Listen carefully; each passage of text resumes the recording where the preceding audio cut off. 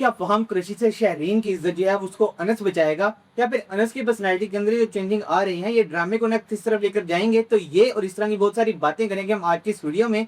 मगर उससे पहले अगर अभी तक तुम लोगों ने मेरे चैनल को सब्सक्राइब नहीं किया तो यार कर लो, क्योंकि यहाँ पे पाकिस्तान ड्रामा के बारे में खुलकर बात की जाती है। तो बस तेरा सा तो ड्रामे में सबसे पहला और इंटरेस्टिंग सीन जो था, जिसे हम सब समझ रहे थे कि ताया जो है वो गन पॉइंट पे घर जो है वो अनस अपने नाम करवाएगा, तो हम यहाँ पे सिचुएशन जो है कुछ उसके करीब ही थी। मगर हम सब घर समझ रहे थे और कारोबार की तरफ तो हमारा किसी का ध्यान ही नहीं गया।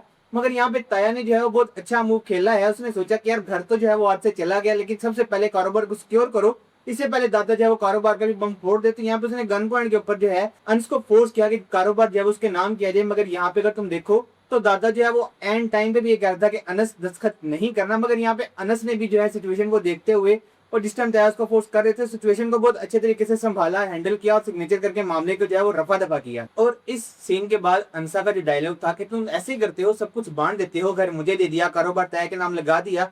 तो इसके ऊपर जो अनस का रिप्लाई था यार वो भी बहुत अच्छा रिप्लाई था कि मैंने कहाँ बांटा है, मैंने सब कुछ अपने अपनों को ही तो दिया है, घर तुम्हारे नाम लगा दिया और कारोबार ताया को दे दिया, सब मेरे अपने ही तो हैं यार। नो डाउट ऐसा करने के लिए जिगरा चाहिए होता है और ये जिगरा अनस के पास है, उसने ये चीज प्रूव की है। और इसके बाद दूसरा सीन जो कि मुझे काफी ज्यादा अच्छा लगा, जहाँ पे अनस जो है वो अंसा को अपने दोस्त से बातें करते हुए सुन लेता है, जहाँ पे अंसा कहते हैं कि यार मेरे पास तो कुछ भी नहीं है। तो अनस फौरन जो है वो जाता है, पैसों का अरेंज करता है और उसके लिए न्यू स्लीपर, टॉवल, टूथब्रश वगैरह लेकर आता है। और उसके बाद जो सीन इनके दिखाया जाता है, इमोशनल दिखाया जाता है यार, वो सीन मुझे काफी ज्यादा अच्छा लगा, क्योंकि यार यही तो छोटी छोटी खुशियां होती हैं। एक शोहर की जिम्मेदारी होती है अपनी बीवी की हर छोटी से छोटी चीज का ख्याल रखना। और नो डाउट अनस ने ऐसा करने की जो है वो पूरी कोशिश की है और आगे कर भी रहा है। और अब बात करते हैं थर्ड सीन की, जो कि मैं कहता हूँ यार इस पूरे ड्रामे का सबसे अच्छा सीन था, जहाँ पे अनस और अंसा जो है अपने रूम का फर्नीचर परचेज करके घर आते हैं। तब इनकी ताई जो कहती है कि मेरा घर है, ये फर्नीचर घर में नहीं जाएगा। तब जो मुरसलीन है वो इसकी ताई को डांट के अंदर बुला लेता है कि तुम अंदर आ जाओ, जो कर रहे हैं कर लेने दो। और उसके बाद सुबह जब उसकी ताई देखती है कि अनस ने रूम से सारा सामान जो है उसका बाहर निकाल दिया है, और तब भी अगेन वो झगड़ा करने जाती है, तब भी मुरसलीन वहां पर आकर अपनी बीवी और बेटे को डांट कर ले जाता है।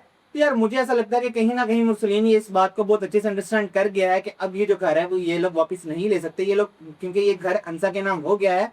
और इसीलिए वो अपनी फैमिली को भी ऐसा ऐसा इसकी आदत डालना चाह रहा है, क्योंकि वो अपनी फैमिली को एक ही बात बोल रहा है कि मुझ पर भरोसा रखो, मैं कर लूंगा। मगर एक चीज जो कि तुमने इन 2 एपिसोड में नोटिस की हो कि मुस्लिम ने 2 दफा शयान को कहा है कि वो अंसा से दूर रहे, क्योंकि वो जानता है कि उसके बेटे का कैलिबर कितना है। वो कुछ ना कुछ करके कोई ना कोई ऐसी हरकत जरूर करेगा जिससे जो है वो फंस जाएगा।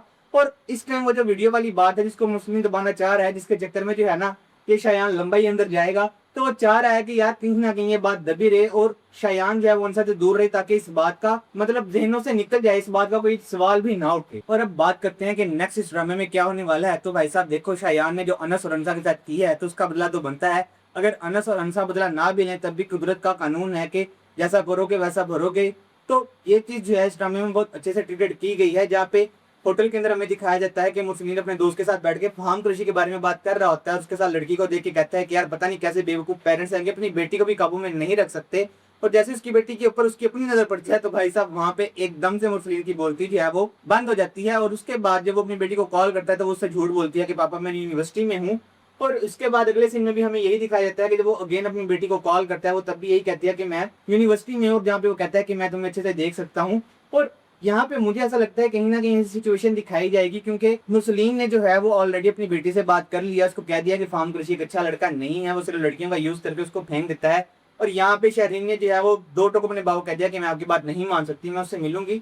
हमें ऐसा दिखाया जाएगा कि फहम कुरैशी जो है वो शहरीन के साथ जबरदस्ती करने की कोशिश करे और अनस जो है वो कहीं अचानक से पहुंच जाए और कुछ भी करके जो है वहां से शहरीन को बादियाब करवा कर लेके आए, फहम कुरैशी के चंगुल से निकलवा कर लेके आए। और यहाँ पे हमें ये भी दिखाया जाएगा कि फहम कुरैशी कहेगा कि इसके भाई ने एक्सीडेंट करके मेरे भाई की टांग तोड़ दी थी, तो इससे अच्छा बदला जो है मेरे पास नहीं था कि मैं उसके भाई को बसाऊं और उसकी इज्जत के साथ खेलूं।